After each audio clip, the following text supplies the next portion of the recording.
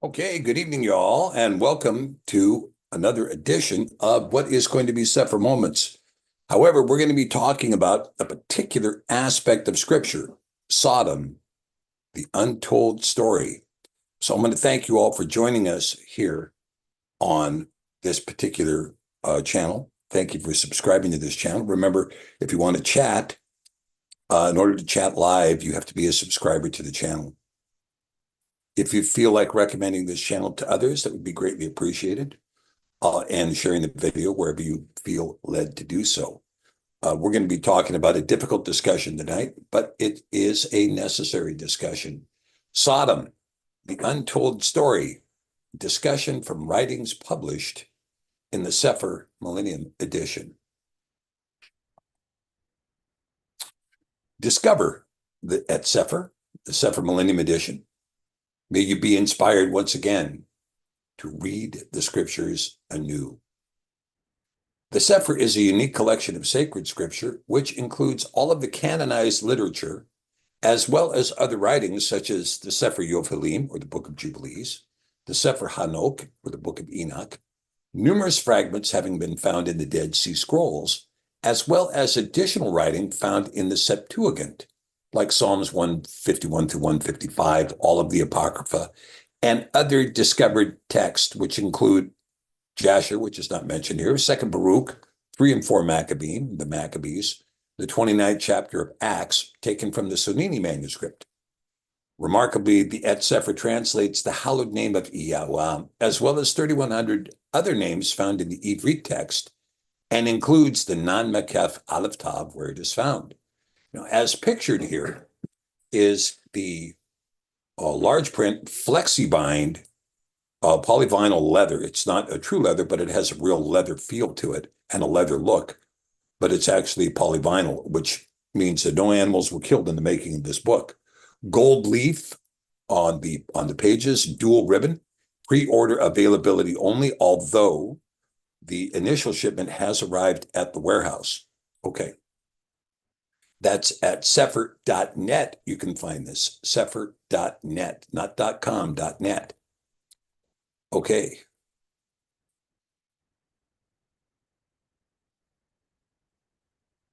When we think of lawlessness, a pure anarchy comes to mind. But is that so? Is lawlessness really without a regimen, or does it have its own code of behavior? Well, let's take a look at Romans, the first chapter of Romans, and it gives us a little bit of insight into this proposition. For from the creation of the world, the invisible things of Yah are clearly seen, being understood by the things that are made, even his eternal power and divinity, so that they are without excuse. The invisible things of Yah. Okay, well, let me give you an example. This was a question I had when I was in a conversation led earlier this week. Can you explain how it is that mankind is, one, not plastered on the earth, crawling on his belly in resistance to the force that holds us on the planet? And if there is no force holding us on the planet, then why, when we jump up in the air, don't we stay up in the air? I mean, if I were to jump up 3 feet into the air, which would be an interesting thing at my age, but let's say I did it, jumped up into the air 3 feet, why don't I just stay up there? Why don't I just float around, and then maybe I can swim through the atmosphere to go visit friends or whatever? Be kind of nice, wouldn't it? But when you think about it, why do things fall back to the ground? Why, when you trip, do you fall to the ground? Right? Why does that happen? Well, the answer is there is some invisible force that pulls you down to the ground. Now, people have tried to explain it as gravity, but whether you accept gravity or not, something is pulling you back to the ground. They measure it at 14 pounds per square inch, by the way. Now, that's kind of interesting, but there's other invisible things that are seen, that are understood. To give you an example, let's talk about consciousness. I think, therefore I am. I stink, therefore I am, as Descartes was wont to say, but didn't. I think, therefore I am. But can you see consciousness? Can you see abstraction? Can you see conception? Can you see perception? Do you see any of those things? Recognition? No, you don't see those things. You don't see them in action, but we understand they exist. And similarly, I'm going to give you another example. For those of you that know technology, particularly cell phone technology, we know that the cell phone is transmitting a wireless signal from a device, a physical device in your hand, to something that is picking up that signal really with exactitude to be able to transmit your voice anywhere in the world, such that a person picking up the phone at the other end, at the other side of the planet, can immediately recognize your voice because the detail is so accurate. And all of this is being broadcast in a frequency that cannot be seen. You can't see the frequency of your cell phone broadcasting to a cell tower, can you? But we know it exists. It's an invisible thing, yet we know it exists. We know that the meaning of a word exists. We can't see it, and yet we know it exists. So because of this, you can begin to tell that the invisible things of Yah are out there: consciousness, truth, meaning.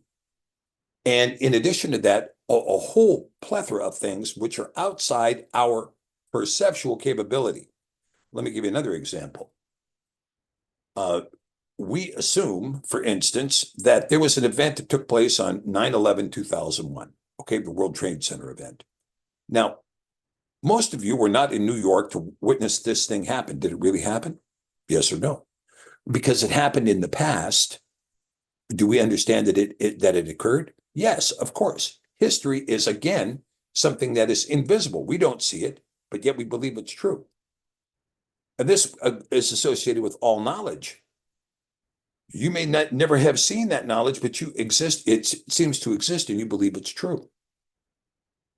Well, this is part of the invisible things of Yah, the invisible things of Yah, his hand in motion.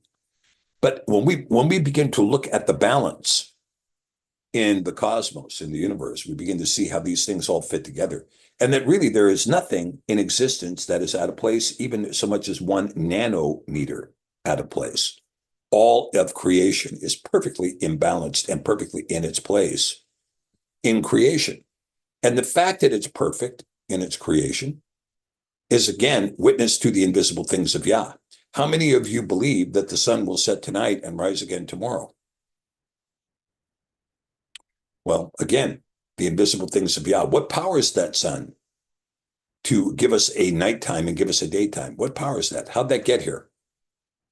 The invisible things of Yah. They're clearly seen and understood by the things that are made. Even his eternal power and divinity, which is so much greater than the power of man. We certainly can't place the sun in the sky, so that they are without excuse, because that when they knew Elohim, they did not glorify him as Elohim, neither were they thankful. But they became vain in their imaginations, and their foolish hearts were darkened. Professing themselves to be wise, they became fools, and they changed the glory of the incorruptible Elohim into an image made like corruptible man. Hey, let's put up a statue. And to birds and four-footed beasts and creeping things. Well, if we put up a statue of a hyena, or we put up a statue of half man, half lion, or half man, half hyena, or half man, half jackal, well, now we've got something that's worth worshiping, right? Okay, that's interesting. The failure to glorify Elohim when you have knowledge of the existence of Elohim is ab initio grievous error. That's grievous error. When you can look around and you can see that there is a power well beyond your power to construct that has constructed something of great complexity, and you refuse to give glory to Elohim for doing such a thing, you make grievous error right at the outset. And the logical consequence is for vanity, i.e. pride, to overcome the imagination, contemplating oneself as immortal and godlike. But in such pride and vanity, the heart is darkened. Quite often, the darkened heart justifies itself through the acquisition and hoarding. I misspelled hoarding. Sorry about that. Hoarding of material things, and comes to know only a world dictated by mammon. The value as a human being is directly dependent upon how many material items are gathered within the control of the individual. You've heard it said, he who dies with the most stuff wins. I'm wealthier than you, therefore I'm more valuable, even more alive than you, is the thought. But there is no contentedness within such vanity. And the natural conclusion is a darkened heart.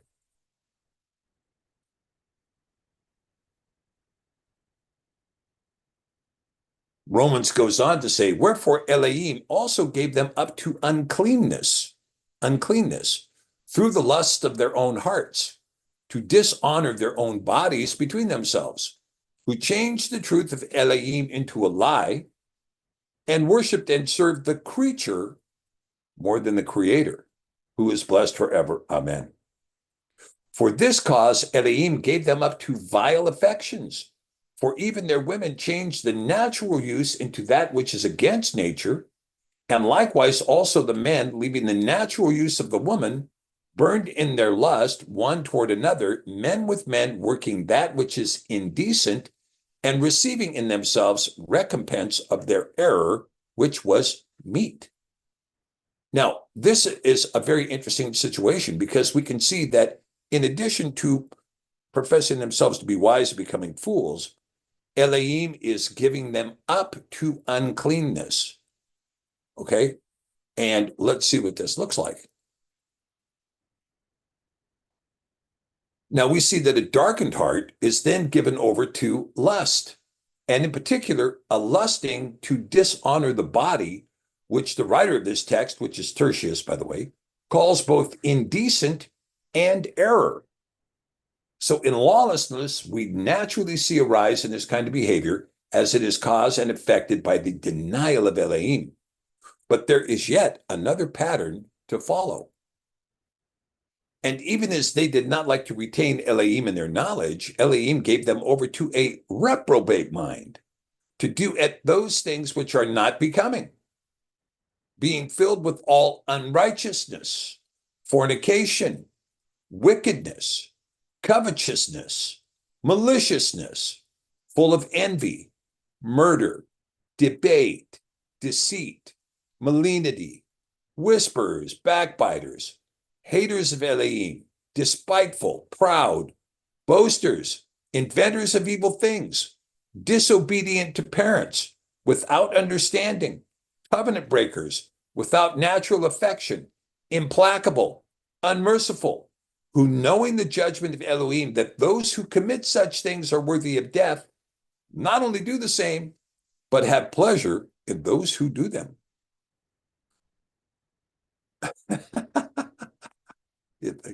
Okay, I'm just laughing here because Sherry Slama has said that I'm going to need a note for being late. Yeah, thank you, Sherry. Yeah, I'll see if I can get one.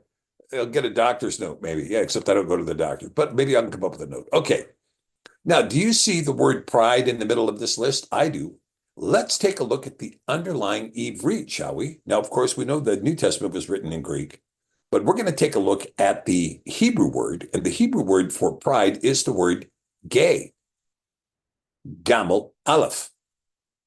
Okay, Gamel Aleph, or the head of the camel's foot. You might understand it that way. This is lofty, figuratively arrogant, proud, haughty, or proud.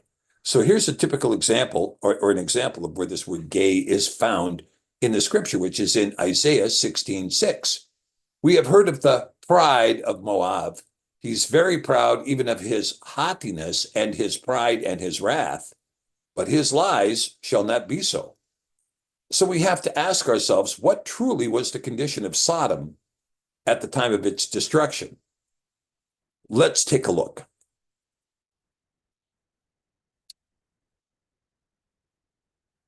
Okay, and we're going to begin with the narrative out of Genesis, starting in chapter 18. And Yahweh said, because the cry of Sodom and Gomorrah is great, and because their sin is very grievous, I will go down now and see whether they have done altogether according to the cry of it, which has come to me, and if not, I will know. And the men turned their faces from thence and went towards Sodom. But Abraham stood yet before Yahweh. And Abraham drew near and said, will you also destroy the righteous with the wicked? Perchance there be 50 righteous within the city. Will you also destroy and not spare the place for the 50 righteous that are therein? That be far from you to do after this manner, to slay the righteous with the wicked, and that the righteous should be as the wicked. That be far from you. Shall not the judge of all the earth do right? And Yahweh said, if I find in Sodom 50 righteous within the city, then I will spare all the place for their sakes. And Abraham answered and said, behold, now I have taken upon me to speak to Adonai, which am but dust and ashes. Perchance there shall lack 5 of the 50 righteous. Will you destroy all the city for lack of 5? And he said, if I find there 40 and 5, I will not destroy it. And he spoke to him yet again and said, well, perchance there should be 40 found there. And he said, I will not do it for 40's sake. And he said to him, oh, let not Adonai be angry, and I will speak. Perchance there should be 30 found there. And he said, I will not do it if I find 30 there. And he said, behold, now I have taken upon me to speak to Yahweh. Perchance there should be 20 found there. And he said, I will not destroy it for 20's sake. And he said, oh, let not Adonai be angry, and I will speak yet but this once. Perchance 10 shall be found there. And he said, I will not destroy it for 10's sake. And Yahweh went his way as soon as he had left communing with El Abraham. And Abraham returned to his place. Okay. And there came 2 angels to Sodom at evening, and Lot sat at the gate of Sodom. And Lot, seeing them, rose up to meet them. And he bowed himself with his face toward the ground. And he said, behold now, my Adoni, turn in, I pray, into your servant's house, and tarry all night, and wash your feet, and you shall rise up early and go on your ways. And they said, nay, but we will abide in the street all night. And he pressed upon them greatly, and they turned into him and entered into his house. And he made them a feast, and did bake matzah, and they did eat. But before they lay down, the men of the city, even the men of Sodom, compassed the house round about, both old and young, all the people from every quarter. And they called to Lot and said to him, where are the men which came into you this night? Bring them out to us, that we may know them. And Lot went out at the door to them and shut the door after him and said, I pray, brethren, do not so wickedly. Behold, now I have 2 daughters which have not known a man. Let me, I pray, bring them out to you, and do you to them as is good in your own eyes. Only to these men do nothing, for therefore they came under the shadow of my roof. Now, so we see there's an implication there that something's going on.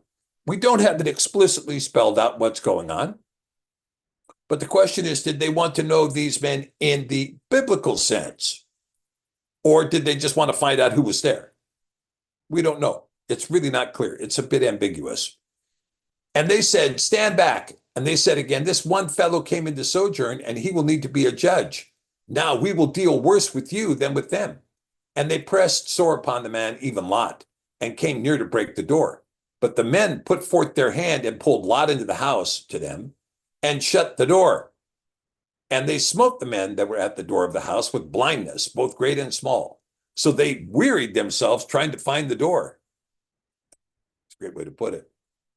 And the men said to Lot, have you here any besides? Son-in-law and your sons and your daughters and whatsoever you have in the city, bring them out of this place. For we will destroy this place, because the cry of them is waxen great before the face of Yahweh. And Yahweh has sent us to destroy it. And Lot went out and spoke to his sons-in-law, which had married his daughters, and said, up, get out of this place, for Yahweh will destroy the city. But he seemed like one that mocked his son-in-laws. And when the morning arose, then the angels hastened Lot, saying, arise, take your woman and your 2 daughters which are here, lest you be consumed in the iniquity of the city. And while he lingered, the men laid hold upon his hand and upon the hand of his woman, and upon the hand of his 2 daughters, Yahweh being merciful to him. And they brought him forth and set him without the city. Now, verse 23 says, the sun was risen up upon the earth when Lot entered Zoar. Then Yahweh rained upon Sodom and upon Amorah brimstone and fire from Yahweh out of the heavens. And he overthrew those cities and all the circle of the Yarden and all the inhabitants of the cities and that which grew upon the ground. But his woman looked back from behind him, and she became a pillar of salt. Okay, that's from Genesis chapter 19, or 18 rather. Now, we're going to pick it, our Genesis 18 and 19. Now, we're going to pick it up here in the book of Jasher, chapter 19. And we get a little bit more of the story. And that's what I want to relate to you tonight, because we're going to see more of this tenor of what is laid out to us in Romans 1. the full scope of the idolatry, the full scope of the falling away, the full scope of the delusion, the full scope of being given over to uncleanness and its effect. And so this begins like this. And the cities of Sodom had 4 judges to 4 cities, and these were the name: Sirach in the city of Sodom, Sharkad in the city of Amorah, Zabnak in Admah, and Menon in Sevim. Now, this is interesting because when you read in the scriptural narrative, you get what? 2 cities, Sodom and Amorah. But there were more. There were more cities. And how does this narrative begin? With judges. This begins with judges. And this is going to be dealing with corrupt judiciary. And the corrupt judiciary is a very clear sign that your society has fallen. When your judiciary is corrupt, your society has fallen. Yeah, and Jimmy Thor says Seattle is Sodom. Yeah, it has become Sodom. That's true. It's very true. And same thing with Portland, and same thing with San Francisco, and same thing with LA, and same thing with Denver, and same thing with Chicago, and same thing with Philadelphia, same thing with New York City, and the same thing with DC. It's very true. They have become the cities of Sodom. And they're marked by what? Judges. Judges who have taken bribes, judges who are respecter of persons and who favor people of class, judges who do not apply the law, but instead apply the dominant paradigm. And they do not work the truth of law and justice, but instead they work bias, and they work in a methodology that has weaponized the judiciary to assert a partisan point of view. And these judges here are named, right? We can see here, Sirach in the city of Sodom, Sharkad in Amorah, Zabnak in Admah, and Menon in Sevim. Let these names be known throughout all of man's time on earth, who these judges were that had brought corruption to these 4 cities.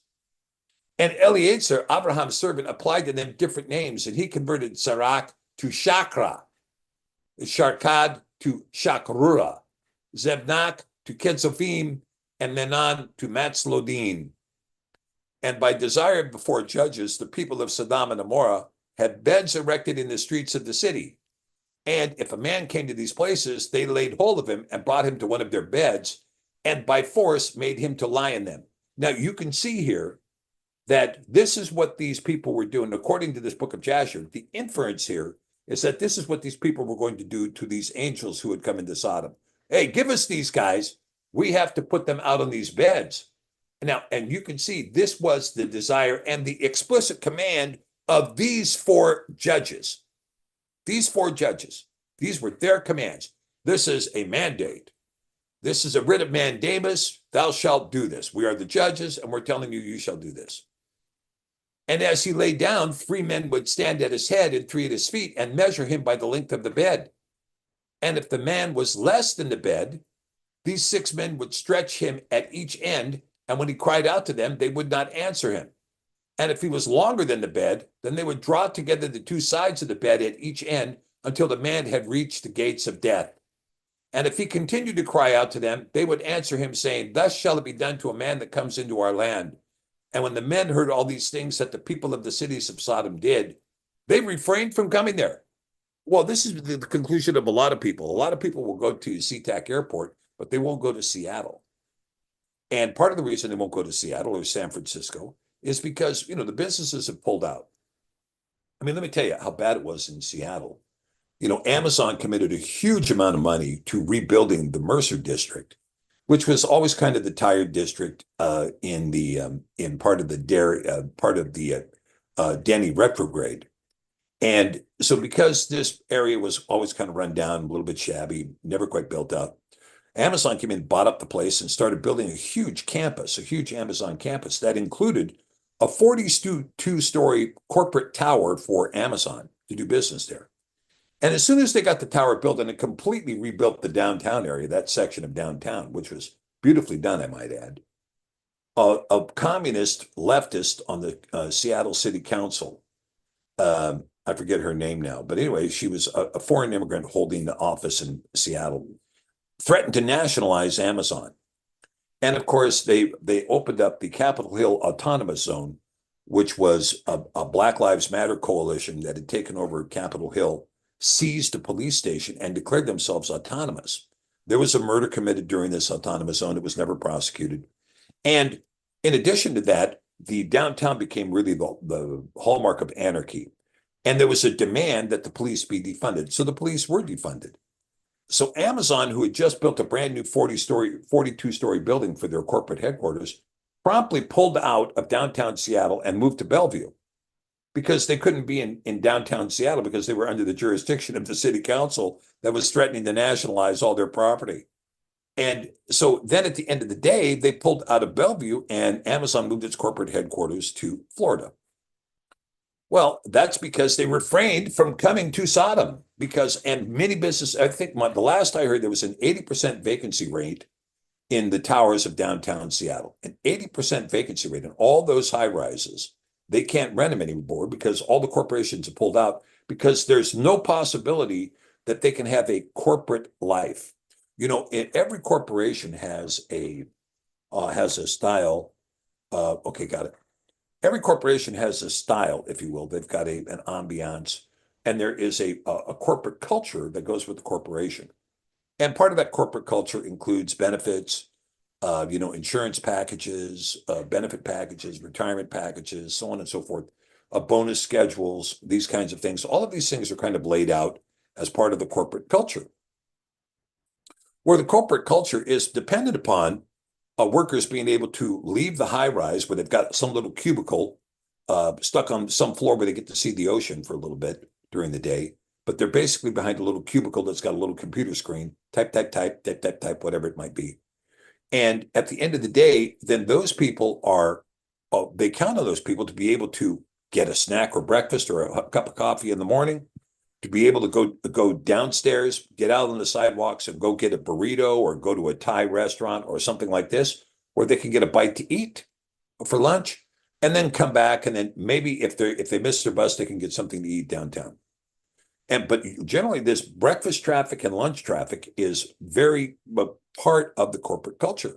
Well, you can't do that in Seattle because you'll get mugged. There is a fentanyl addict at both corners and two guys in the middle. And they're looking at you like, what do you think you're doing on our property? Smacking you in the head, slapping you around, and threatening to mug you and take everything you own. And there's violence that peaks much higher than that. And in the meantime, of course, you're walking, through human defecation. You're walking through tent cities, piles of trash, and really you're in an area that is tetanus infected, typhus infected, bubonic plague infected, cholera infected. They don't care about these pandemics. They only care about whether or not you've been infected with a cold.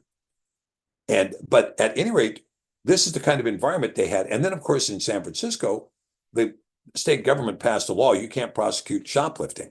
If you prosecute shoplifting, you go to jail. Oh, wait a minute. Didn't we have ownership rights over this inventory? No, you don't. People can go in there and steal it if they want. That was the law passed. Well, guess what? All the businesses, particularly the retail operations, shut down in San Francisco and left.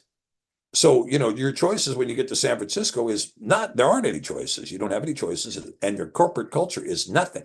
You have to brown bag it to work because you can't, and then you have to be very careful. You got to walk to work with mace in one hand, and maybe brass knuckles in the other in order to get to your job. And so now any corporation that's functioning in downtown Seattle, downtown Portland, which is just a gigantic tent city now, downtown San Francisco, which is absolutely covered in human feces and a tent city, downtown LA, which is where they do have a bubonic plague and a typhus. These situations are so horrific. In Seattle, any corporation that's doing business in downtown Seattle now has to pay for private security because there's no cops that are going to take anybody out. So if you're working, so let's say you own you bought a 42-story building, you built a 42-story building, and you want to put your offices up there. And you come to work. Well, first of all, when you get to the front doors, these fabulous, beautiful, super thick, all glass, doors that automatically open, and they've got sun reflecting on them, and all, it's just absolutely fabulous top technology. You get there, and the whole porch smells like human urine because everybody's been peeing in there all night. That problem number one, place smells like urine. You're stepping over feces. You're walking through trash. You're walking through a highly infectious biological experiment to get into your office. And then that's assuming that you don't get hit up by somebody who's out of their mind on fentanyl or out of their mind on meth. and that you're not getting mugged or robbed or anything like this. That is the condition of the Sodom cities that we have in America, right? And so when men hear these things that are going on in these cities, they refrain from coming there.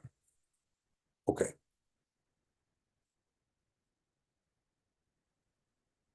And when a poor man came to their land, they would give him silver and gold and cause a proclamation in the whole city not to give him a morsel of bread to eat. If the stranger should remain there some days and die from hunger, not having been able to obtain a morsel of bread, then at his death, all the people of the city would come and take their silver and gold, which they had given to him. You know what I mean? Hey, we're going to give you an EBT card. Of course, there's not going to be any food on the shelf, and you won't be allowed in anyway because you don't have your facial recognition already hooked up. And those that could recognize the silver or gold which they had given to him took it back. And at his death, they also stripped him of his garments, and they would fight about them. And he that prevailed over his neighbor took them. So here's a protocol. Let's fight over the garments, and the strong guy who can punch everybody else in the face gets the most garments. Of who? Bunch of poor people, right? And they would, after that, carry him and bury him under some of the shrubs in the deserts. So they did all the days to anyone that came to them and died in their land. Now, this is interesting, burying them under the shrubs in the desert, right? Because we see in Washington, and I think Oregon may have passed the law too, but Washington for sure has passed a law that you can use a dead body to fertilize your garden. So if you got somebody that dies on the streets, you don't know who that is, you can haul the body off, take him to your garden, dig a trench that's 4 feet, throw the body in there and let the body fertilize your tulips. That's legal in the state of Washington. Okay. Now, in addition to that, this brings up the story of 86, right? You've heard of people getting 86. So-and-so got 86 out of that place. Well, 86 comes from the old days in Las Vegas when the Jewish mafia was running the place under Bugsy Siegel and Meyer Lansky, that somebody who was actually winning at the casinos, they would 86 them. What does that mean? Take them 80 miles out of town and bury them 6 feet deep. That's what 86 meant, right? 80 miles out, 6 feet deep, 6 feet deep. Yeah, so Jimmy says, last time I drove through Ballard in Seattle, every third business was burned down. And I'll tell you, I mean, when we went downtown, Stephanie and I went downtown Seattle, I think it was 2021, maybe 2021. And, 60% of downtown Seattle was boarded over. The Starbucks, the main Starbucks down there near Pike Street and Fifth Avenue, it was completely boarded up. Even the door was boarded up so that they had no glass showing at all. Because, of course, if you didn't have a BLM sticker in your window was broken. And most of the restaurants downtown were completely closed. Most of the major retailers down there, I mean, the big clothing retailers like Old Navy and Nordstrom and all these places, they had all their showcase windows completely boarded over with plywood. So it was a very attractive look. It's what I call the Democrat fashion look. That when you have Democrats running your city, this is what the downtown looks like, completely boarded up, right? Boarded up and full of feces. And this is what they've given us in Seattle. And this is what's been given to Portland.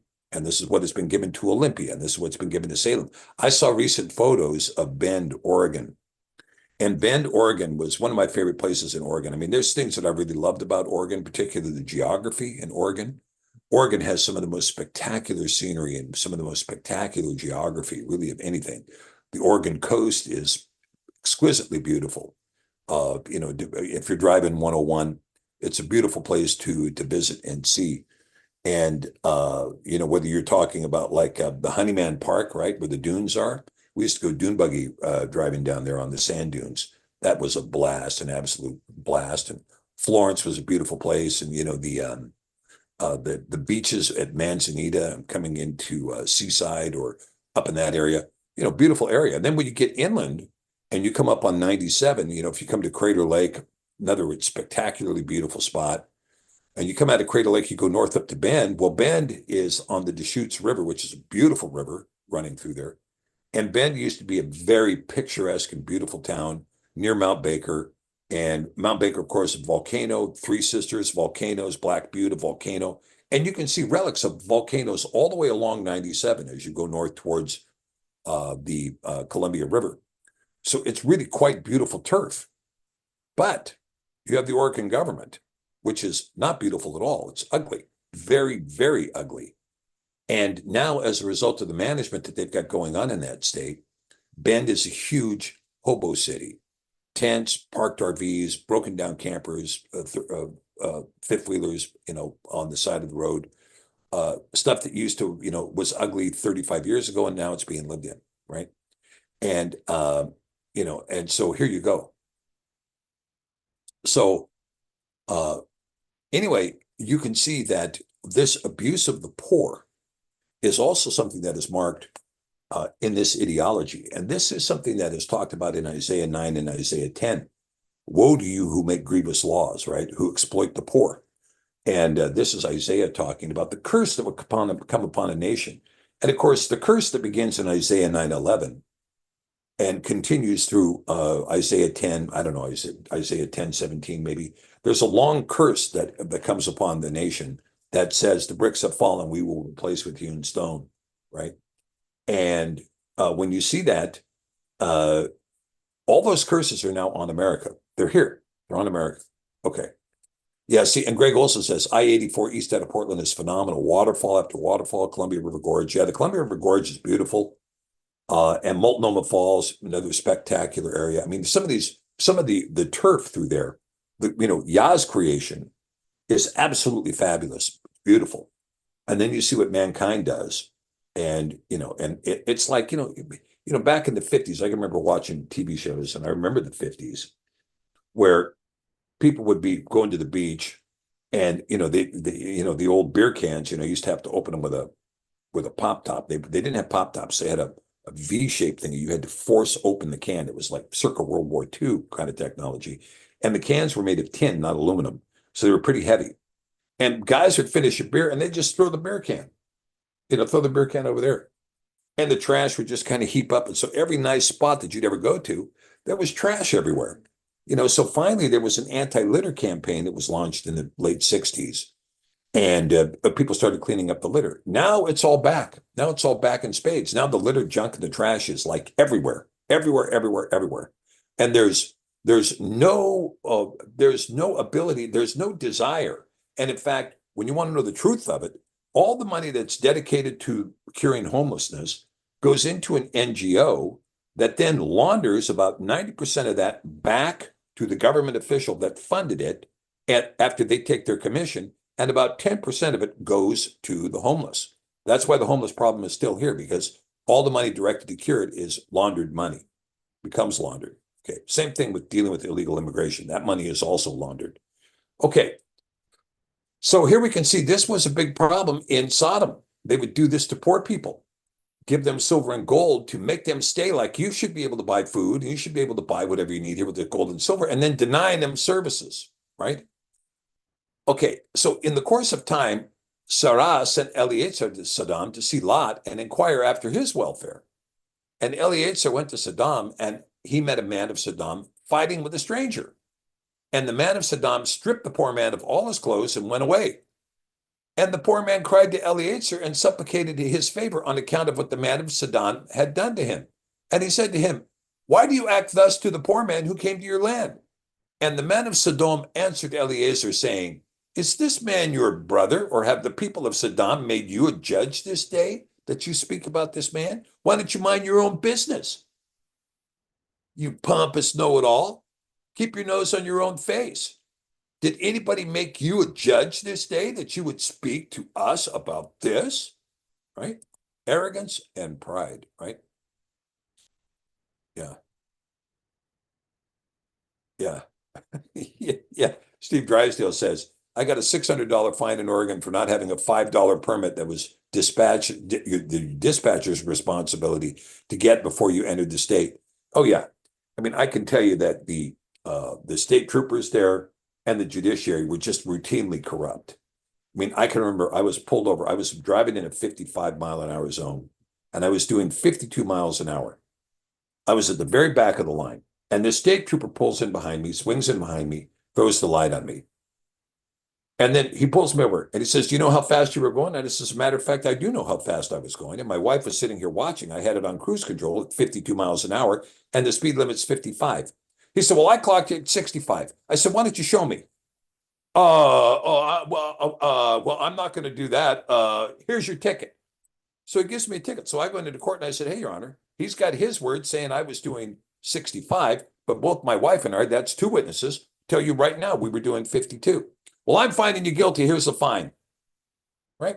Because we don't care if you have two witnesses, and we don't care that you can establish a factual record, and we don't care you can establish evidence, and we don't care that we know that this police officer is a lying dog and he's been lying for years. He gave you the ticket. We want the money. Pay the fine.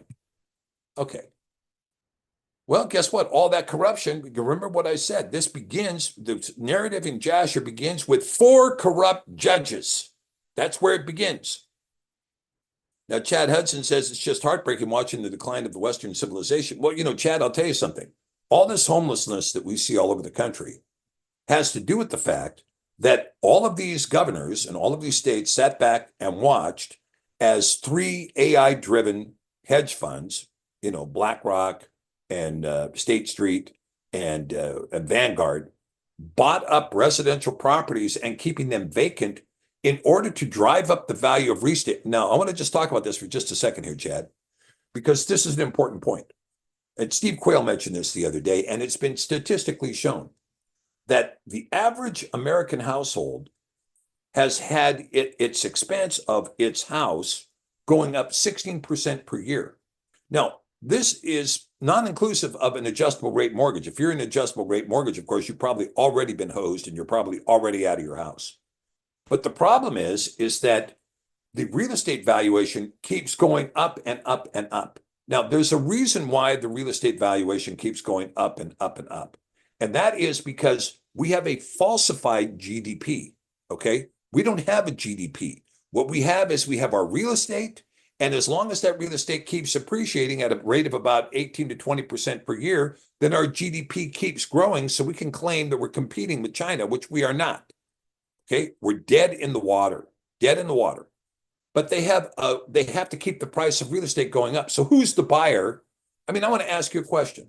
When I see a house, brand new houses being built, were being built in Seattle, and they're being built for $650,000 for a 3-bedroom, 3-bath house.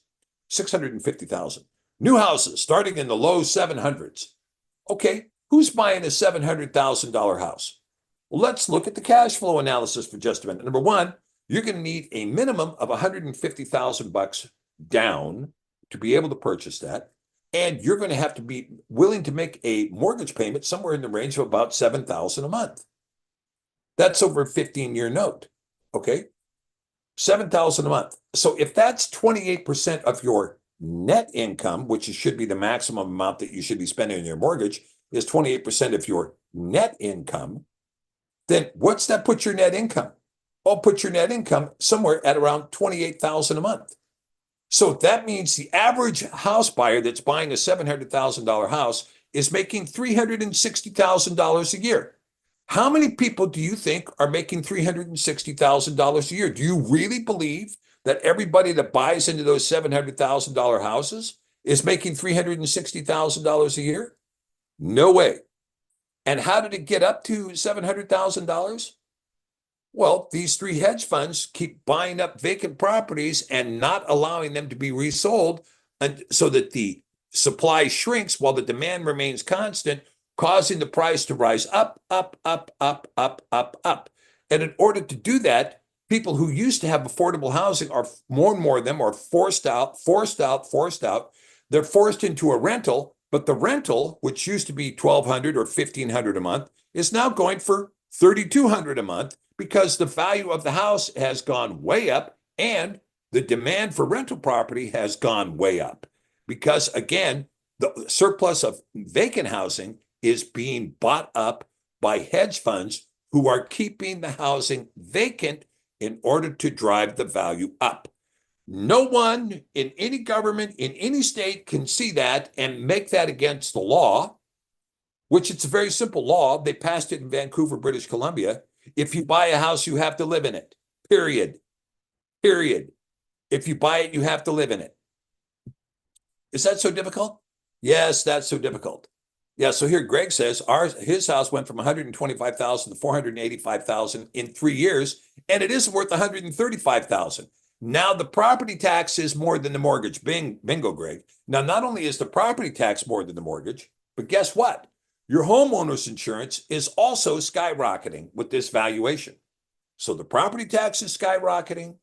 The homeowner's insurance is skyrocketing. I have a friend, he owns his property outright, and the property tax is taking all of his retirement. It's taking all of his retirement. Okay. And Sandy Blair says property tax should be illegal. Well, property tax is a theft.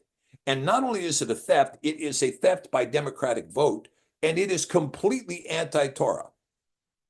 Let me give you an example. Yah says that if you buy property, you own title against him. You don't own title against your neighbor or against the state. You own title against Yah because the land belongs to him. And he puts you as the steward over the land that you own. Now, when you own that land, no one else can take. When you have a deed, and not a deed in fee simple, but a loyal title, when you have a true deed to your property, how is it that somebody says you owe me property tax? Well, they vote themselves, they create themselves a deed. So just look at it from this point of view, okay? You get 10 people together, they go out into a raw area of raw land. Nobody's lived here before. They go out, they divide the land up into 10 parcels. And you divide up the land into 10 parcels, and you take your parcel and you develop it much better than 9 of the other people living there. And as you develop it, it becomes a really nice place. Then let's have a town council meeting and 6 of the people vote in property taxes. Well, what's property taxes? Well, you now have to start paying us rent for the property you own. Can you show me your deed? Oh, no, I can't show you my deed, but it does exist as a matter of law. How do you figure? We voted on it. We voted on it. A majority voted on it, and therefore we have the right to take your property. And if you don't pay us the rent, well, then we're going to take your property because we voted on it. That's theft, period. It's fraud and it's theft. And you can say, well, I like property taxes and so on and so forth. Go ahead and say whichever you want. But the person who doesn't like property taxes is having his life's effort stolen from him by parasites who justify themselves under the basis of a democratic vote. And by the way, democracy always produces that result. The closer you get to a pure democracy, the more pure that becomes. When you have a pure democracy, those who have not will vote themselves 100% of the property of those who have. That's democracy for you, okay? All right. So property taxes, yeah, property taxes is part of it, Rick. It's part of it. But you have to remember that these hedge funds have been engaged in this collectivization of the purchasing of the surplus in order to cause an artificial shortage of supply to force the price up because the demand remains fixed as the supply collapses. And also, Chinese money is in here buying, and buying. Okay? So what is the cause of homelessness in the United States? That's the cause of it right there. That's the cause of it. That's the cause of it right there. Okay? Now, so Eliezer, let's go back to our story. And Eliezer strove with the man of Sodom on account of the poor man. And when Eliezer approached to recover the poor man's clothes from the man of Sodom, he hastened and with a stone smote Eliezer in the forehead. Here, how's this grab you? Hey, give me that guy's clothes. The guy runs down, picks up a rock, throws it at him, hits him right in the head. And blood flowed copiously from Eliezer's forehead. Of course, everybody knows that if you have a cut on your head, it bleeds like a sieve, right? We know that. So here, boom, this rock comes in, hits him in the forehead. And when the man saw the blood, he caught hold of Eliezer, saying, "Give me my hire for having rid you of this bad blood that was in your forehead. For such is our custom and our law in our land." Okay, now this is absolutely pure iniquity, period. It's iniquity. But he's claiming the tradition, he's claiming the custom, and he's claiming it's lawful. And Eliezer said to him, "You have wounded me, and you require me to pay you your hire?" And Eliezer would not hearken to the words of the man of Sodom. And the man laid hold of Eliezer and brought him to Shakra, the judge of Sodom, for judgment. And the man spoke to the judge, saying, "I beseech you, my lord, thus has this man done, for I smote him with a stone, that the blood flowed from his forehead, and he's unwilling to give me my hire." And the judge said to Eliezer, "This man speaks the truth to you. Give him his hire, for this is the custom in our land." And Eliezer heard the words of the judge, and he lifted up a stone and smote the judge. And the stone struck him on his forehead, and the blood flowed copiously from the forehead of the judge. And Eliezer said, "If this then is the custom in your land, give you to this man what I should have given him, for this has been your decision, and you did decree it." Ha ha! Bingo, Eliezer. And Eliezer left the man of Sodom with the judge and went away. There you go, you couple of putzes.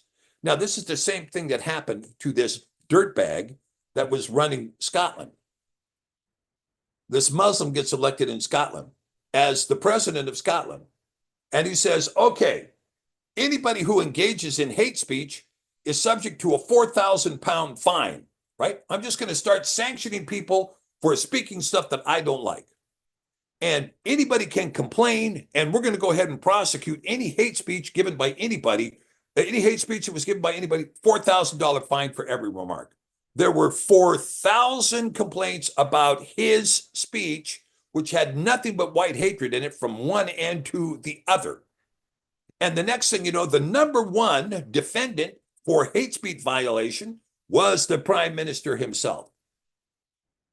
So he had to step down, right? Okay. By his own words, he decreed it. Hey, you're the one who said it. Now wear it. Okay.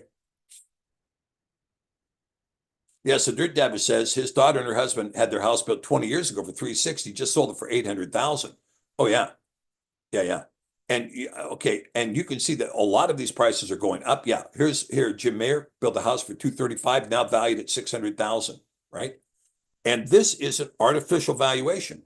And it's artificial because there's several reasons. Number one, the supply is being cut off, the demand remains fixed, and so the prices go up. But there's also devaluation of the dollar going on like you would not believe. Now, the problem is with devaluation of the dollar is that the last people to receive the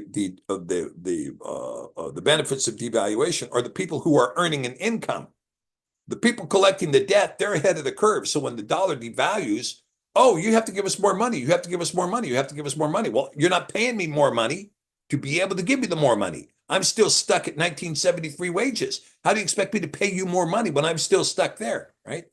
And so it takes 2 to 3 years to catch up to the inflation, right? All right, now take a look at this. But the story keeps going on in Sodom. And when the kings of Elam had made war with the kings of Sodom, the kings of Elam captured all the property of Sodom, and they took Lot captive with his property. And when it was told to Abraham, he went and made war with the kings of Elam, and he recovered from their hands all the property of Lot, as well as all the property of Sodom. At that time, the woman of Lot bore him a daughter, and he called her name Paltith, saying, because Elohim had delivered him and his whole household from the kings of Elam. And Paltith, the daughter of Lot, grew up, and one of the men of Sodom took her for a woman. And a poor man came into the city to seek a maintenance, and he remained in the city some days, and all the people of Sodom caused a proclamation of their custom not to give this man a morsel of bread to eat until he dropped dead upon the earth, and they did so. And Paltith, the daughter of Lot, saw this man lying in the streets, starved with hunger, and no one would give him anything to keep him alive, and he was just upon the point of death. And her soul was filled with pity on account of the man, and she fed him secretly with bread for many days. And the soul of this man was revived. For when she went forth to fetch water, she would put the bread in the water pitcher, and when she came to the place where the poor man was, she took the bread from the pitcher and gave it to him to eat. And so she did for many days. And all the people of Sodom and Amorah wondered how this man could bear starvation for so many days. How is he doing this? And they said to each other, this can only be that he eats and drinks, for no man can bear starvation for so many days or live as this man has, without even his countenance changing. And 3 men concealed themselves in a place where the poor man was stationed to know who it was that brought him bread to eat.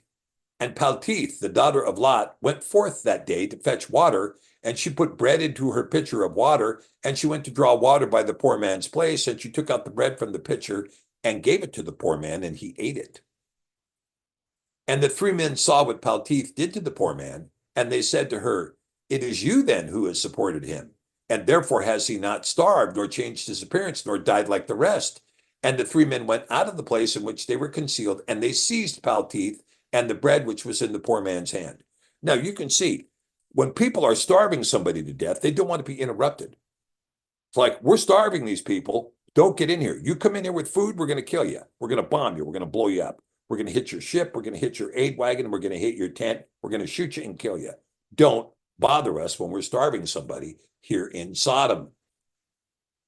And they took Bere'shiyth and brought him before their judges. Oh, those guys again. Yeah. And they said to them, thus did she do, and it is she who supplied the poor man with bread.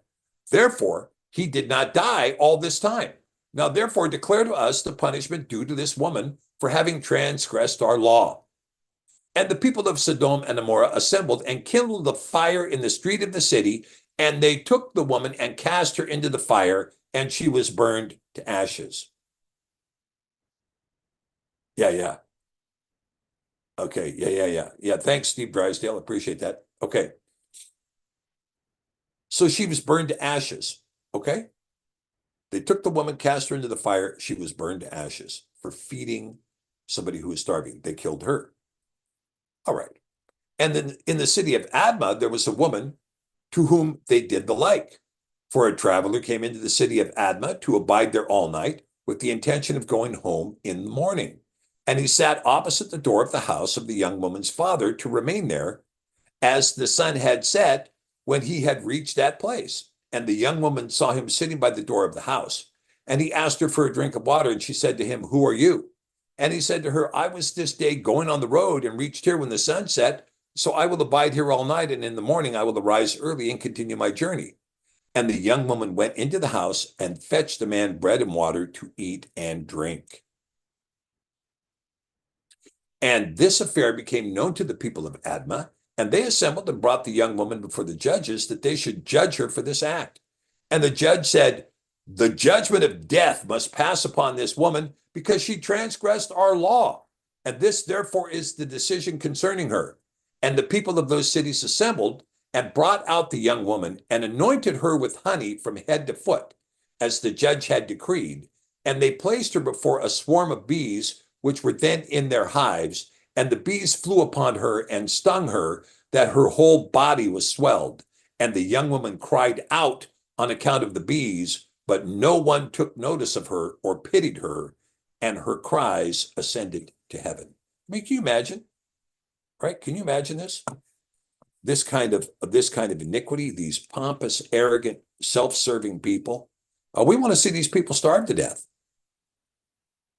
And Yahweh was provoked at this, and all the works of the city of Sodom, for they had abundance of food and had tranquility amongst them, and still would not sustain the poor and the needy. And in those days, their evil doings and sins became great before Yahweh.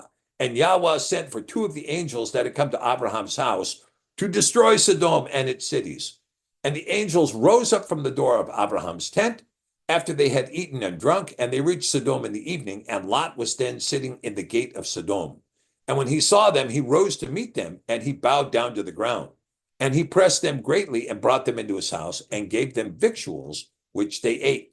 And they abode all night in his house. Now you can see that if they came into the city and Lot is feeding them, he has engaged in a crime. Okay, he's engaged in a crime.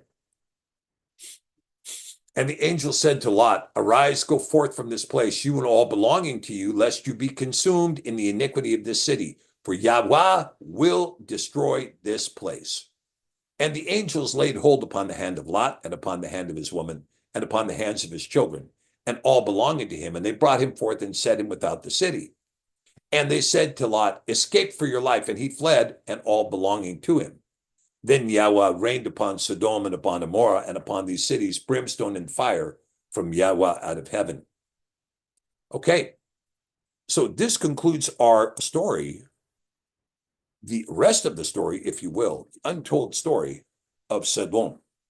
And you can see the iniquity is not just the iniquity that we see and what we have imagined in Sodom, and what has been taught was the iniquity of Sodom.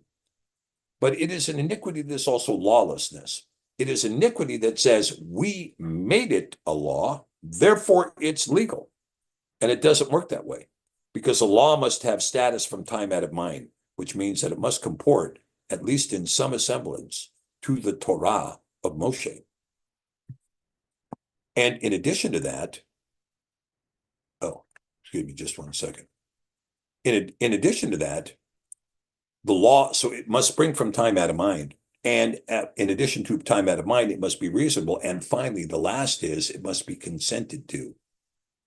And so we can see that this kind of iniquity, this kind of iniquitous behavior that was being done in Sodom was iniquitous to the point that Yah completely destroyed it. And yet, what does he say about where Mashiach was crucified?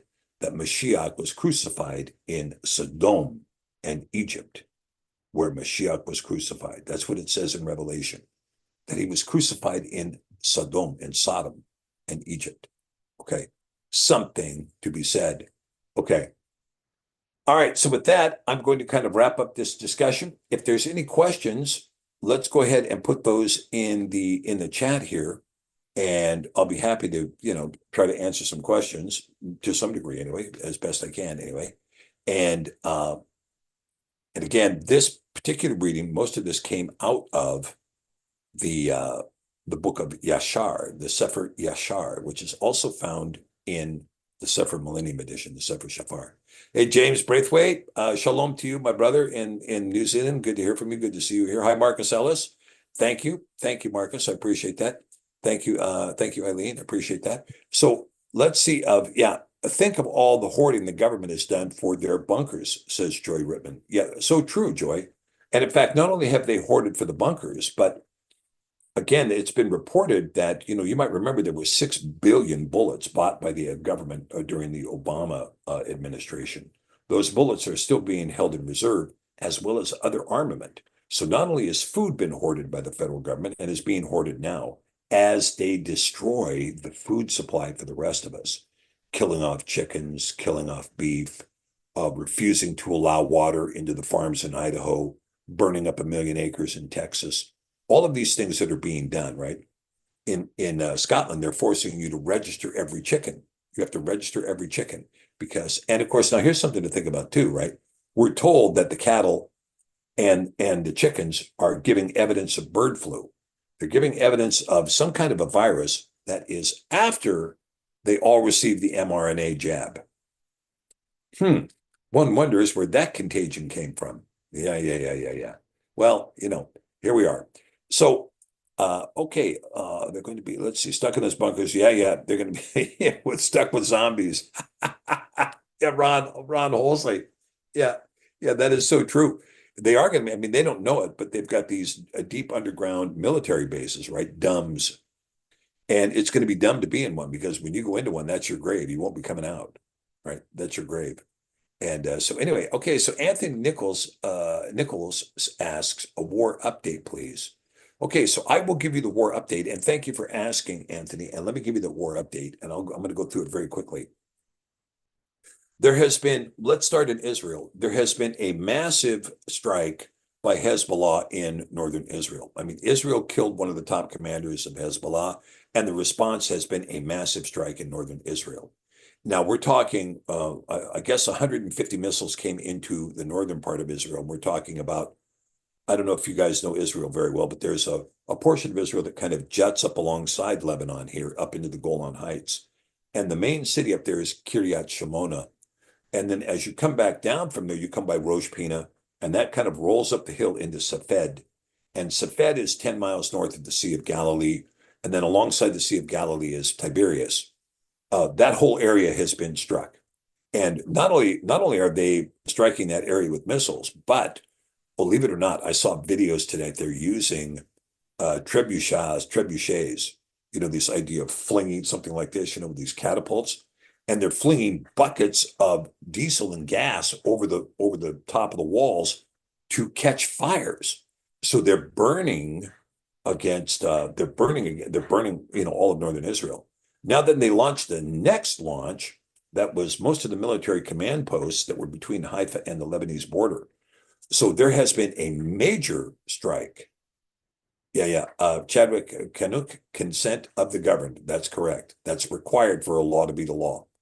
Okay, so when you see, so in Israel, so Hezbollah has got a major strike. Now the Iranians have come out and disclosed that Hezbollah has approximately 1 million missiles. And many of them are equipped with major guidance systems. They have anti-ship missiles. They have hypersonics. They have all kinds of stuff. They've already proved they can defeat the Iron Dome, they can defeat the Patriot systems, and they can defeat the Arrow systems. So they can hit any target they want in Israel. Now, Israel has said, we're going to strike back with uniqueness against Lebanon. I think that I'm predicting that this means that Israel is going to resort to the use of tactical nuclear weapons. Now, I think that's the case because I think Israel, even though they're trying to maintain a confident front in front of the world, they're not confident at all because you've got situations going on now where the Houthis in Yemen have now, they're mass producing a hypersonic missile that has a 2,000-kilometer range. That means they can hit any target in Israel, including Haifa, including Yaffo, including Tel Aviv, including Jerusalem. They can hit any target they want. And the Houthis are also now, they're inflicting a punishment for any ship that comes through the Red Sea that's either ported in Israel or that intends to port in Israel. And they're sinking them. They claim that one of the ships came in and said, look, we got hit by this little tiny small drone. And well, what's the situation with the ship right now? Well, this little tiny small drone hit the back of the ship. What's the situation now? There's nobody running the ship, and the ship's taking on water, and it's a huge freighter in the Red Sea. It's sinking. The long and the short of it is. Okay, so the Houthis are now armed up. The Syrians have just been struck by ISIS in the open desert in an ambush, and ISIS, as we know, is Israeli security intelligence. Right? ISIS is a Israeli operation that works in conjunction with U.S. funding. The U.S. created it. John McCain created it. And it is funded through U.S. sources, and it's staffed with Israeli Mossad. They're not Muslims at all. They're Israeli Mossad operating as mercenaries in eastern Syria. And they've struck the Syrian army trying to give a backdraft, if you will, trying to flank the Syrians to keep the Syrians from coming forward. The Syrians have been practicing war games with the Russians. The Russians are moving more serious arms into that whole area. And the Iranians, if you can rest assured that if Hezbollah is prepositioned with 1 million missiles, you can rest assured that Iran has probably 3 times that amount. And I also believe that Iran also has nuclear weapons. That's my conviction. That's my belief. I mentioned it on RFA earlier today that the nuclear weapons that were tested in North Korea were all Iranian weapons. And the technology, their missile technology, was also given to them by Iran.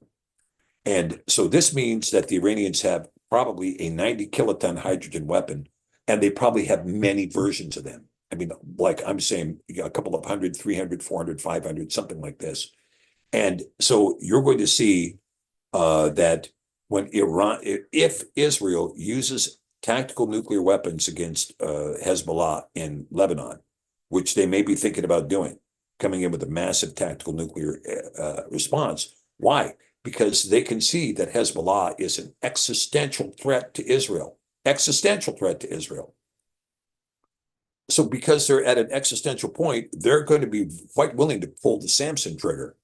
Now, if they pull the Samson trigger, this is going to result in a Samson-like response. In other words, Iran is going to strike Israel with a massive retaliation strike.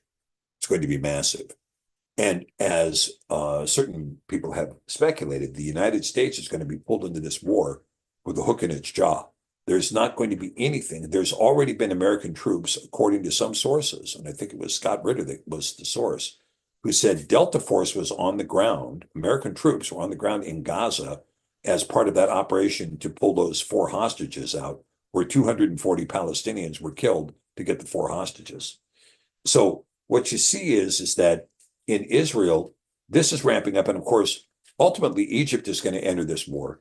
But the Houthis are very active with the missile strikes out of the south. Hamas is reforming because they're having to pull troops out of Rafah, out of the Philadelphia corridor that they just captured. They're having to pull troops out of there, having to pull troops out of North Gaza because Hamas is reconfiguring in that area.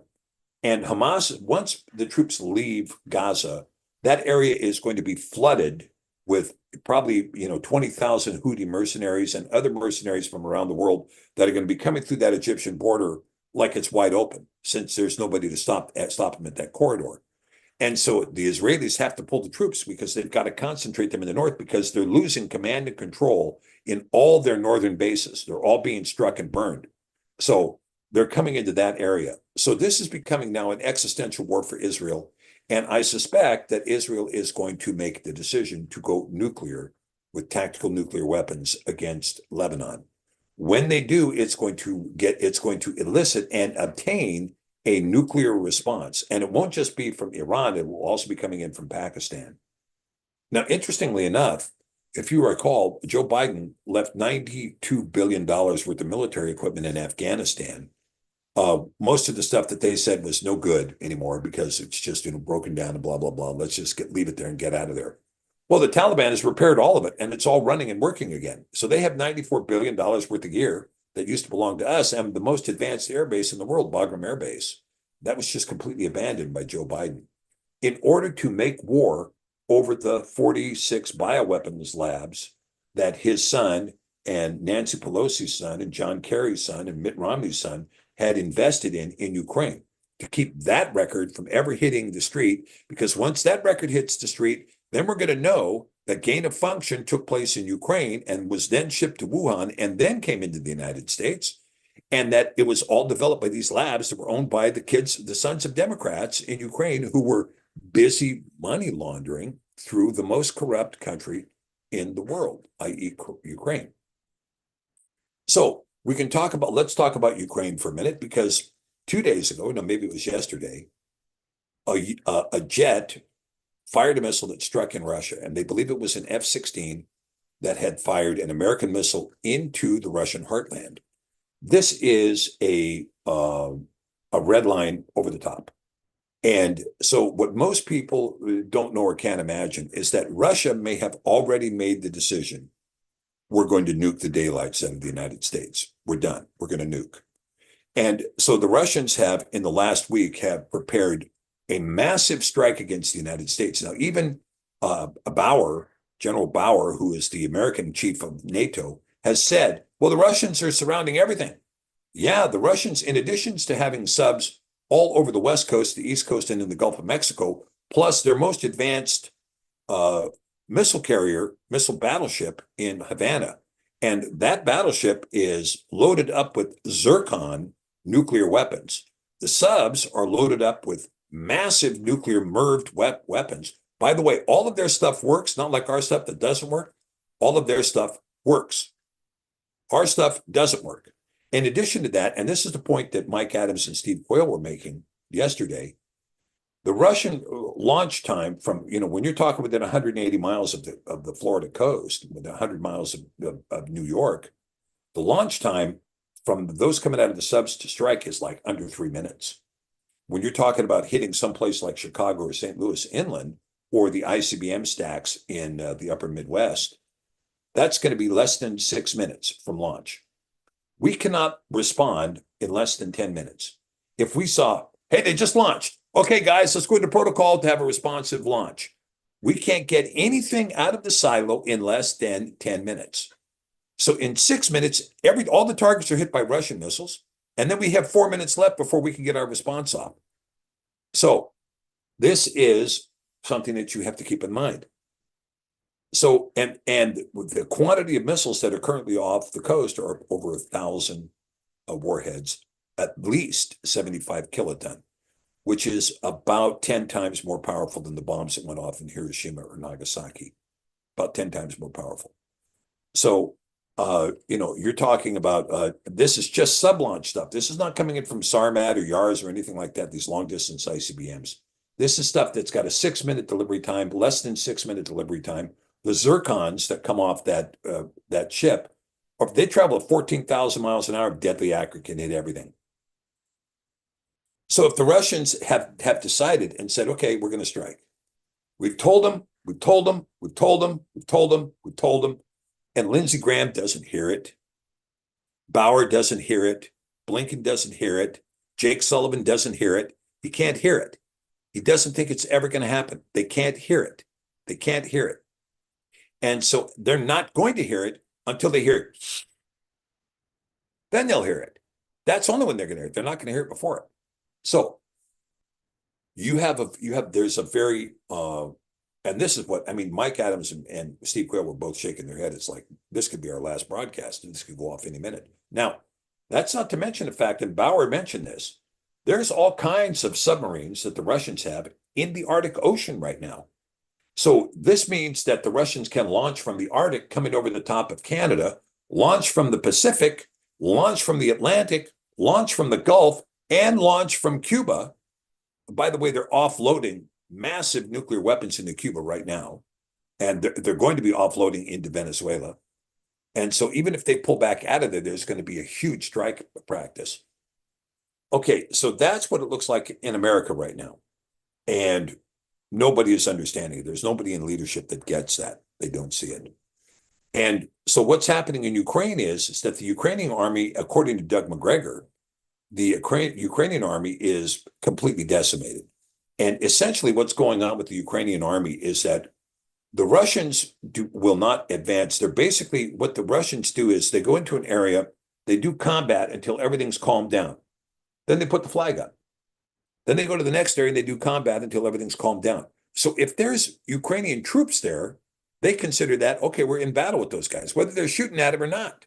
There's Ukrainian troops there, therefore we battle them. So Zelensky's point of view is put somebody out there.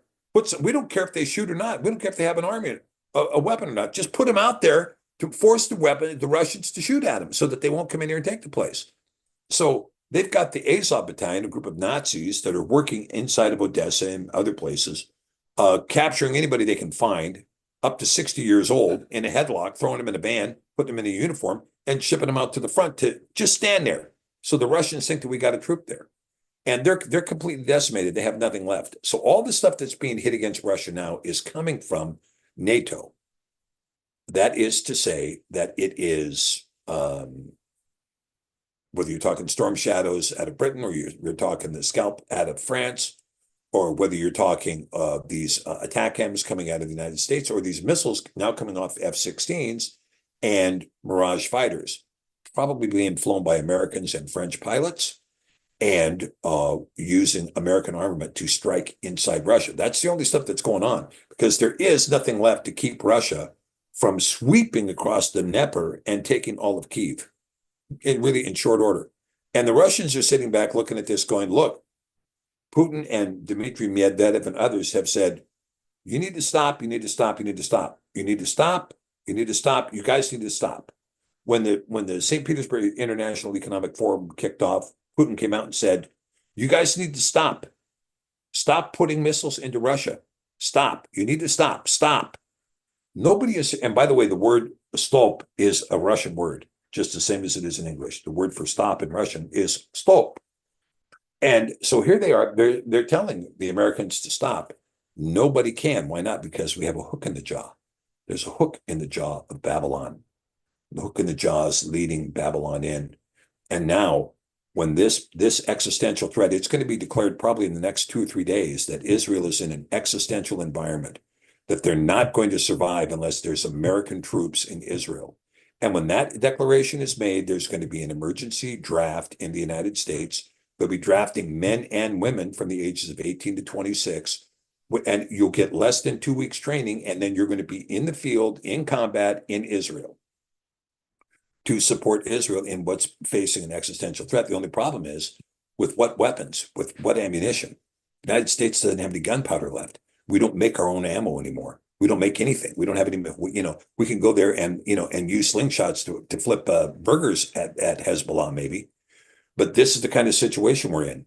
So this is very likely to take place in a very short period of time. And the problem is that we're relying on Turkey to provide us with ammunition and weapons. And Turkey has just joined BRICS. Erdogan was just in Moscow shaking Vladimir Putin's hand. So this war has already been lost by the United States because it's completely mismanaged. And NATO, by the way, in case you're asking, Ronald, NATO is virtually out of everything. They sent all their armor, all their howitzers, all their tanks, all their fighting machines, everything they had, they sent all that into Ukraine. All that stuff has already been splattered all over the road. So what you're looking at now is that I can just imagine. There you go. Thank you, Shell. Yeah, the view of the hook in the jaw is completely different than what we were told, what we believed it was. We thought it was going to be Russia being dragged into it, but the hook in the jaw is in Israel and it's in America. That's where the hook is. and it's drawing us into a war that we shouldn't be in. And when this thing gets here, or look at this thing, right? You're going to see America is committed into this fight in Israel. China's going to move against Taiwan. North Korea is going to probably South Korea. And when you see that, what's America going to? Well, let's send them. They're going to be in the same fix that Israel's in. Well, pull all our troops from here and send them all over there. Well, you can't do that. And we have a 40% deficiency in our amount of troops that are supposed to be in the military. They got rid of all the qualified people because the qualified people left because they weren't going to take the snake bite. They left. So what are you going to do now? Well, we don't care. We don't have to look at a balance sheet. We just have to scratch our crotch and move ahead. And that's what Congress thinks, and that's what they do.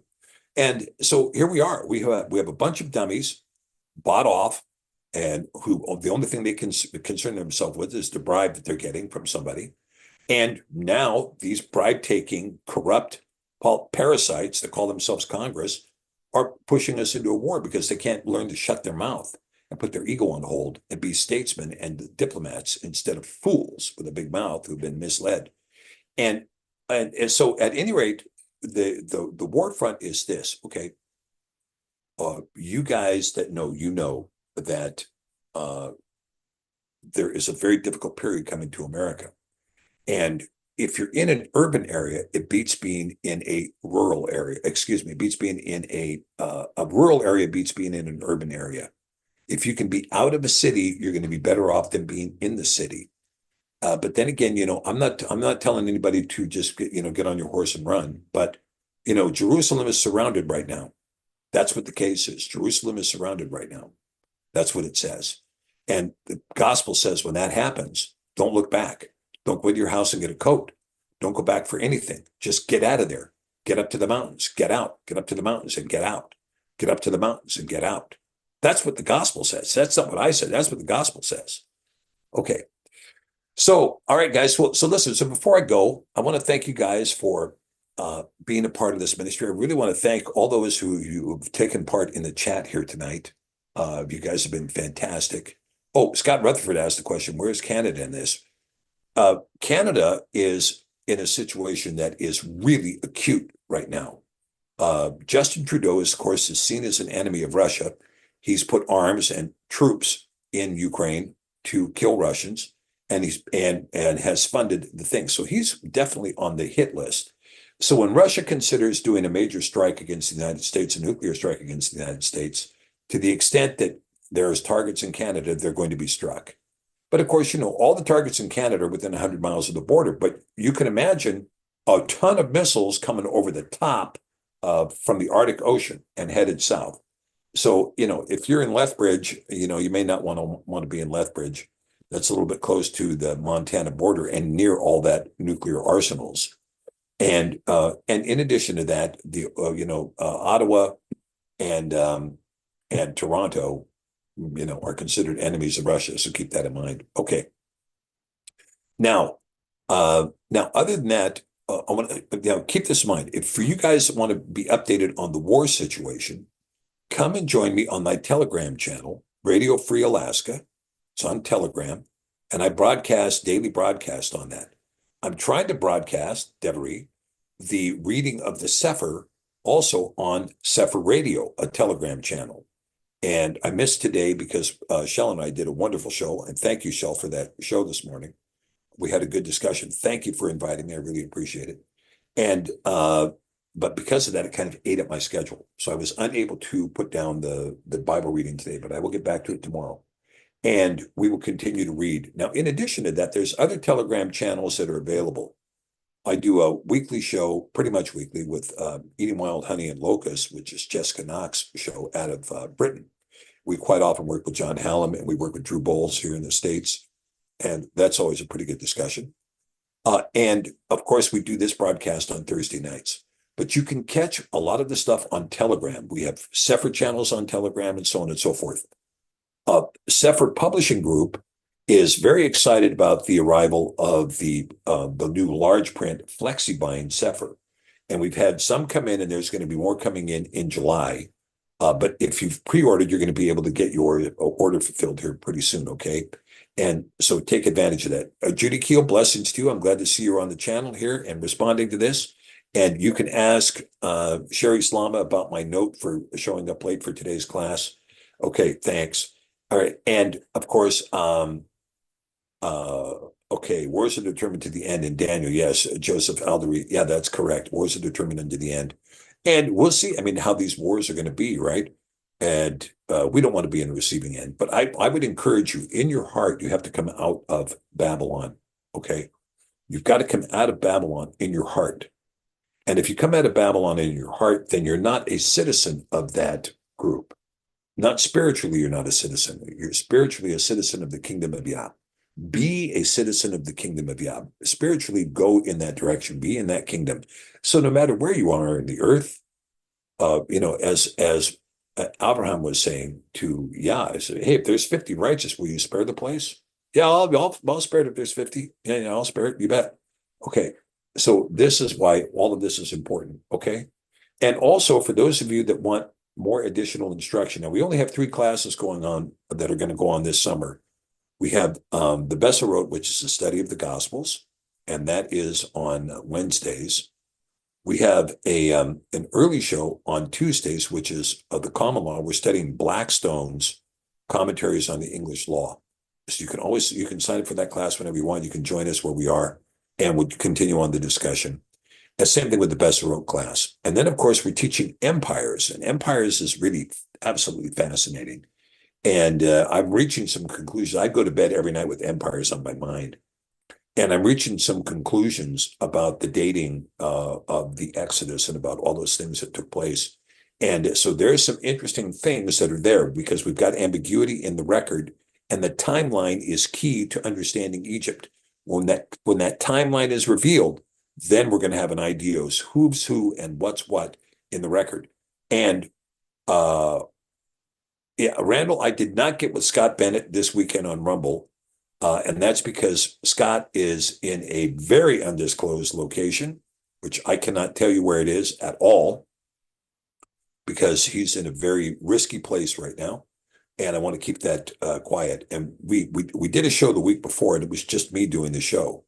But I was not able to do a show on Global Awakening television this week. And so there's not there. And I'm going to have to wait for Scott to return if he returns, right? And so there you go. Now, so at any rate, we do the show with Scott. I do a show with Scott usually on Wednesday evenings on Global Awakening television, which is broadcast on Rumble, primarily broadcast on Rumble. Okay. And yeah. Okay. And someone says, Ronald Halsey says, stay prayed up. Yeah, that's it. Stay prayed up. Okay. And that's really the key to it all, right? And let's trust, right? Let's trust in Yah, right? I mean, I want to share with you one thing before I go. Just one thing here. Let me see if I can find it. Just a minute. And it's going to take me a second to get there, but I want to share it with you because this was something that, I like to sit around and stew in my own mess kit half the time, which is really a waste of time, when I should be concentrating more on the writing of Yah. And Yah told me, he said, look, I want you to read Psalm 37. So I'm going to read that to you guys today before we go. A Mizmor of David. Fret not yourself because of evildoers, neither be envious against the workers of iniquity, for they shall soon be cut down like the grass and wither as the green herb. Trust in Yahweh and do good. So shall you dwell in the land, and truly you shall be fed. Delight yourself also in Yahweh, and he shall give you the desires of your heart. Commit your way to Yahweh. Trust also in him, and he shall bring it to pass. And he shall bring forth your righteousness as the light, and your judgment as the noonday. Rest in Yahweh, and wait patiently for him. Fret not yourself because of him who prospers in his way, because of the man who brings wicked devices to pass. Cease from anger and forsake wrath. Fret not yourself in any wise to do evil, for evildoers shall be cut off. Those who wait upon Yahweh, they shall inherit the earth. For yet a little while, and the wicked shall not be. Yea, you shall diligently consider his place, and it shall not be. But the meek shall inherit the earth, and shall delight themselves in the abundance of peace. The wicked plots against the just, and gnashes upon him with his teeth. Adonai shall laugh at him, for he sees that his day is coming. The wicked have drawn out the sword, and have bent the bow, and cast down the poor and needy, and to slay such as be of upright conversation. Their sword shall enter into their own heart, and their bows shall be broken. A little that a righteous man has is better than the riches of many wicked. For the arms of the wicked shall be broken, but Yahweh upholds the righteous. Yahweh knows the days of the upright, and their inheritance shall be forever. They shall not be ashamed in the evil time, and in the days of famine they shall be satisfied. But the wicked shall perish, and the enemies of Yahweh shall be as the fat of lambs. They shall consume into the smoke. They shall consume away. The wicked borrows and pays not again, but the righteous shows mercy and gives. For such as be blessed of him shall inherit the earth, and they that be cursed of him shall be cut off. The steps of a good man are ordered by Yahweh, and he delights in his way. Though he falls, he shall not be utterly cast down, for Yahweh upholds him with his hand. I have been young, and now am old. Yet have I not seen the righteous forsaken, nor his seed begging bread. He is ever merciful and lends, and his seed is blessed. Depart from evil and do good, and dwell forevermore. For Yahweh loves judgment and forsakes not his chesed. They are guarded forever. But the seed of the wicked shall be cut off. The righteous shall inherit the land and dwell therein forever. The mouth of the righteous speaks wisdom, and his tongue talks of judgment. The Torah of his Elohim is in his heart. None of his steps shall slide. The wicked watches the righteous and seeks to slay him. Yahweh will not leave him in his hand, nor condemn him when he is judged. Wait on El Yahweh and guard his way, and he shall exalt you to inherit the land. When the wicked are cut off, you shall see it. I have seen the wicked in great power and spreading himself like a green bay tree. Yet he passed away, and lo, he was not. Yea, I sought him, but could not be found. Mark the perfect man, and behold the upright, for the end of that man is peace. But the transgressors shall be destroyed together. The end of the wicked shall be cut off. But the salvation of the righteous is of Yahweh. He is their strength in the time of trouble, and Yahweh shall help them and deliver them. He shall deliver them from the wicked and save them, because they trust in him. Hallelujah. Hallelujah. Okay.